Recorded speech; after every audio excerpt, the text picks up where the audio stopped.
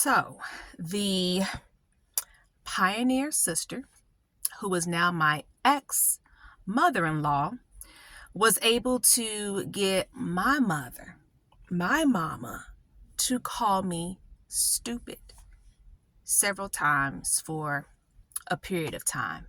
Stupid. Well, let me explain this. If you allow me, please explain. It's not that simple. But I guess I'm bringing this up today because I've been in my feelings today. I'm feeling a little sensitive, right? I've been thinking about this for a few months, and that's how trauma comes back, right? It's kind of, people describe it different ways. I think of stuff being hidden in the water and kind of coming back up, bloop, bloop, and now you got to figure out what you're going to do with it. You know what I mean? So here's another one. So let me go ahead and introduce myself and then explain to you exactly what I mean here. My name is Myra Cassidy. I am an empowerment coach, religious trauma specialist, actress, motivational speaker, and writer. And you are watching Sisters Living with Religious Trauma Syndrome. What is this? What are you talking about this? Well, I am trying to raise awareness to an emerging field, that of religious trauma, because unfortunately, if I can talk, I have religious trauma syndrome. Religious trauma syndrome, something that is emerging, something that's not even in the official DSM, but it absolutely does exist. And there are too many people out here suffering. So this is about raising awareness, bringing resources and information. I am a coach. I am not a therapist. So let me go ahead and make sure that I mention that. Definitely, this is more of a coaching, informational space. I do not represent the worldwide organization of Jehovah's Witnesses. I think I need to also explain that, yes, I am an active witness. I know it's hard for a lot of people probably to believe, but yes, I am, which is why I've created this space, Sisters Living with Religious Trauma Syndrome. And I'm grateful for all of your comments and that anybody can benefit. So thank you for your comments. Thank you for subscribing, and please subscribe to the content and be the first to know when I drop a new video. But once again, I appreciate your comments. No matter where you are on your journey, no matter what pathway you are on as far as being one of Jehovah's Witnesses, I appreciate your comments. I appreciate you subscribing. I appreciate anyone who I have the pleasure of helping, because that's what this is about. It's definitely learning how to heal myself, my children, and just simply help whoever I can along the way. Okay, but let's get back into what I'm talking about here. The lesson, or what I want to convey today, is it's not you. It's not your fault. If you look at, when you learn how to look at your life, right, you'll be able to see these patterns that keep presenting themselves, or these things, or the way a person is continuously treating you. And you can see it a whole lot better once you start to unpack it and see it, and you really do understand, and you hold on to that it's not you. It's not your fault. It's not your fault that someone has treated you, or someone's have treated you so badly that you can't go to the Kingdom Hall. It's not your fault.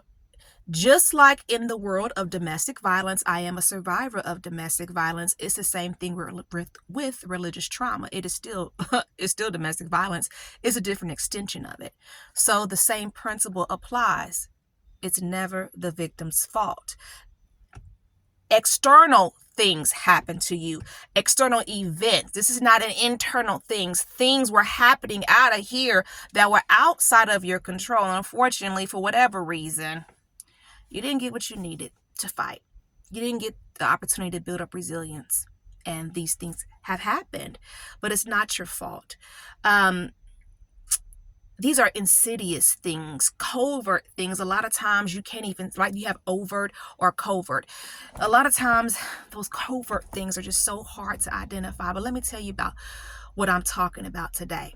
So, of course, I'm very open about my past, right? I've been disfellowshipped and things like that. So I had definitely a troubled past as a teenager, growing up as one of Jehovah's Witnesses. And when I was 16 years old, my mother began to say to me, if you're going to be stupid enough to have sex, then be smart enough to get on birth control.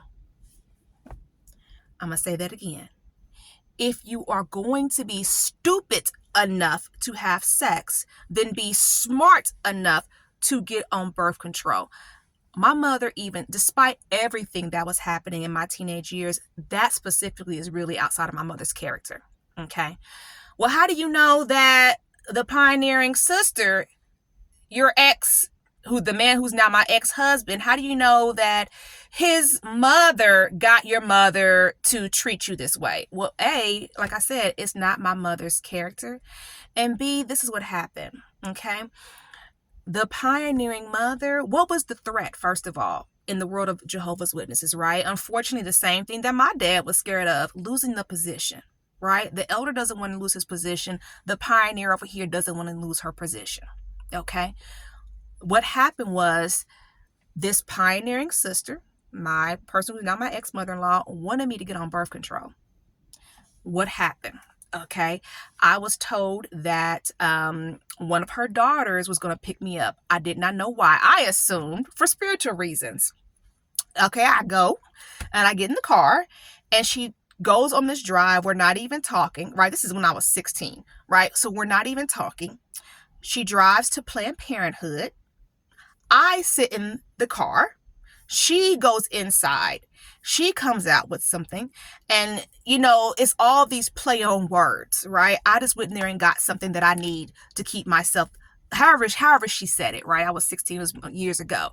But the whole point was Planned Parenthood. What's Planned Parenthood? That's where you go. It's a place for women to go, girls and women to go to get contraceptives, to get on birth control and things like that. It's called Planned Parenthood here in Indianapolis, Indiana. In different parts of the country, I'm sure they have these different businesses that are developed. Back then, that's what it was. And I think it's still around today, but definitely for teenagers to come in.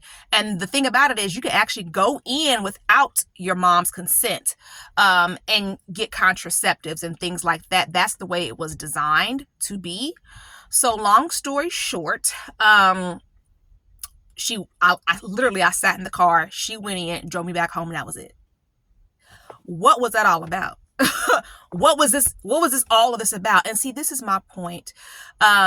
You can identify things that are a pattern of behavior. And see, sometimes we're born into these families that don't love us the right way. And you have to be able to claim it to heal from it. So yeah, I'm sorry. Unfortunately, you grew up in these emotionally abusive or emotionally toxic witness families. Okay. And then you marry into another one. Okay. Emotions are contagious. And if you are the scapegoat, you in trouble. Here's lesson 2 that I want to share. Very important. What people say means nothing. Okay? What people do, that means a little something.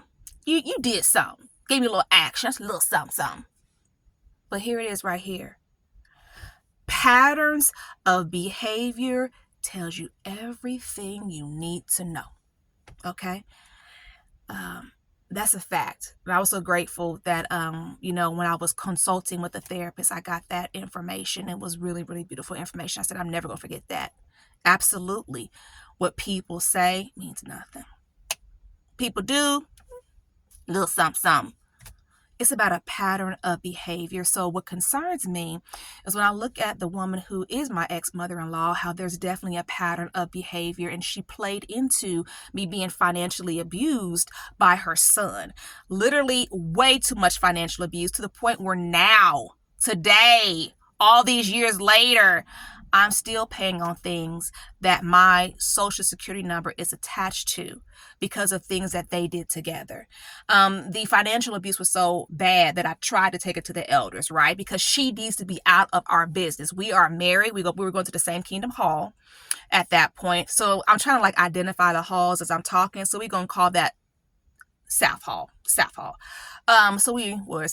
now. Long story short. Going to the same Kingdom Hall, seeing her twice a week, 3 times a week, then it changed. At first we were going 3 times a week, right? Now then book study on Mondays went away. But long story short, seeing her, twice a week for sure, knowing that she's hurting me in a financial way in our business, telling other people our business. And then also, here's the thing about it. When I was disfellowshipped and there was a court situation that happened between me and her son, right? She wanted me I talk about this in my book. I've talked about this on several platforms as a speaker, how it's like, yeah, I knew it was domestic violence when he kicked in the door and attacked me. It was clear then that something's wrong. Something's wrong. I was 19 years old. Literally, he kicked in the door and attacked me, right? I was on the floor and he's drilling me. Okay. So I knew something was wrong then. But here's the thing about it. This pioneering sister wanted me to lie in court so that the charges could be reduced.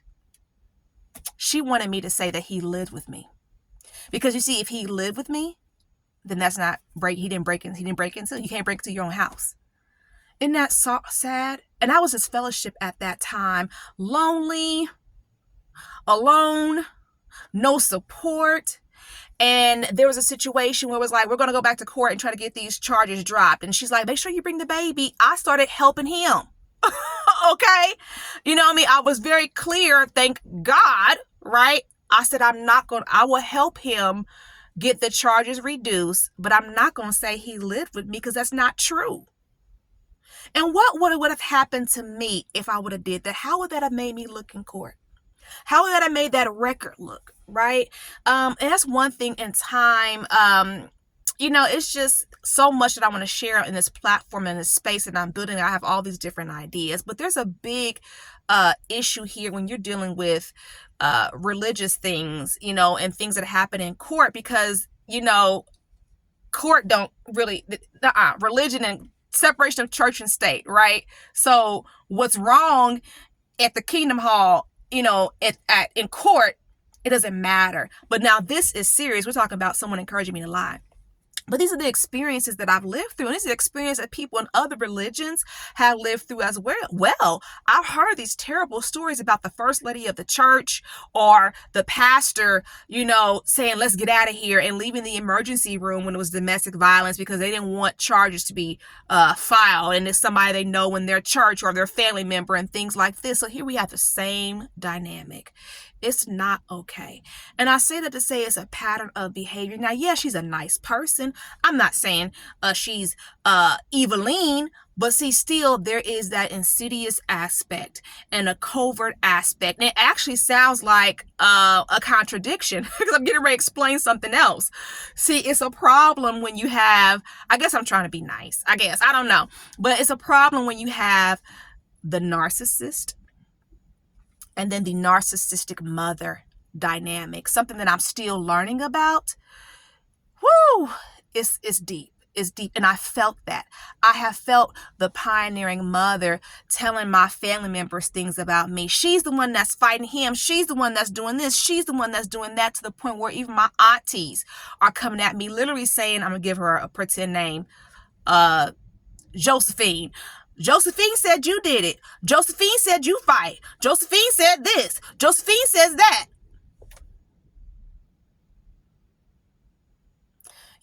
It's terrible. It's terrible. When I was in court the very first time, this is where I first learned about domestic violence and got that little pamphlet from the prosecutor's office and just chose to go. That's in my book. There was someone there who knew her. And she said to me, because she was, of course, shocked to see what was going on. She pulled me aside and said to me, something, if she's a real sister, you gonna know it. I've always remembered that, hands down. And I know it sounds like I'm talking bad about my kid's grandmother, but I'm telling you the facts of the situation. And the way this stands now, this is why this is so important, and probably why I'm in my feelings today. Remember, this is a deep situation for me, right? I live 3 blocks away from an elder who definitely was my abuser, definitely did some terrible things to me.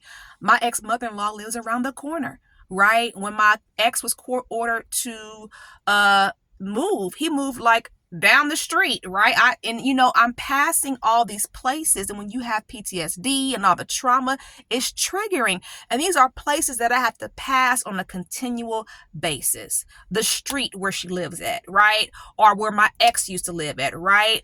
If I see the elder's car or a car that looks like him, I have a trauma response. Seeing that street is a trauma response. These are all sensations that my body is feeling. It's not like I'm making it up. This is trauma in my body responding. How does a person live like that when you're in it and you can't get out?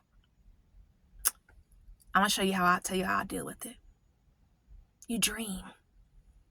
You learn. You get to work healing.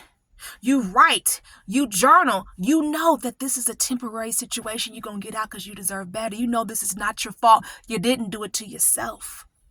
You know you're going to be okay. Every day you make moves to get yourself up out that situation because you're better than that and you didn't do nothing. You did not do this to yourself. This happened to you because some of us can't move, right? In the world of religious trauma, that's one of the recommendations. Move. Move out of the city. Move out of the state. Move out of the neighborhood. What about when you can't? Oh, trust and believe. Like even in my situation, technically I can't move out the state, but eventually I'm going to get up and out this neighborhood. I have a vision board, right? I look at my vision board first thing when I wake up in the morning. The last thing before I go to bed at night. And you know what's beautiful about my vision board is I know I'm going to accomplish all of that. And some of the things on that vision board I've already accomplished. That's how you survive. Breathing work. You learn how to breathe. Box breathing. You learn how to get those negative thoughts out your mind. Unbrainwash yourself. And you keep every day, you keep little by little, you keep making those moves. And you'll be okay. You'll get out. I know that house on my vision board is coming. As a matter of fact, I called it 2026. We about. And I believe that. But I'm not just putting that on there. Oh, 2026. No, every day I'm working towards that. That's how I cope. And I know it's going to be okay. Learning, right? I had to learn. I had to put in the work.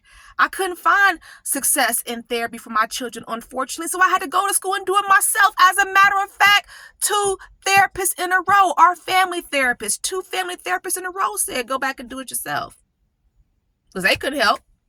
So go back and do it yourself. You know, I mean, we're going to try to do what we can do for you, but I could tell you some stories. And that's just 2 of several of the experiences that I've had trying to find mental help. I just could not get what I needed.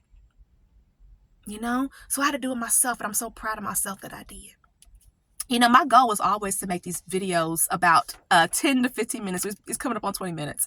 But I do want to emphasize that you got to dream. Okay? You got to plan. Write it on paper. Draw it out or something. Plan, make moves every day. Okay? Thank you so much for listening. I am Myra Cassidy. Please hit subscribe. And don't forget to join my Facebook group. If you are identifying as one of Jehovah's Witnesses, and you have religious trauma syndrome, think about joining my private Facebook group. I'd love to have you. Definitely subscribe.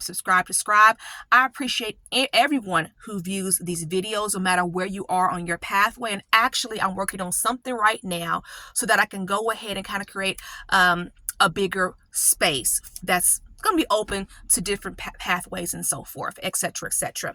So definitely contact information 317-620-1592. Myra at myracassidy.com is how you can get in contact with me. I want to go out on this. Learn how to protect yourself. Learn how to protect your children. And learn how to heal correctly. I'll see you Sunday. Thank you so much for listening.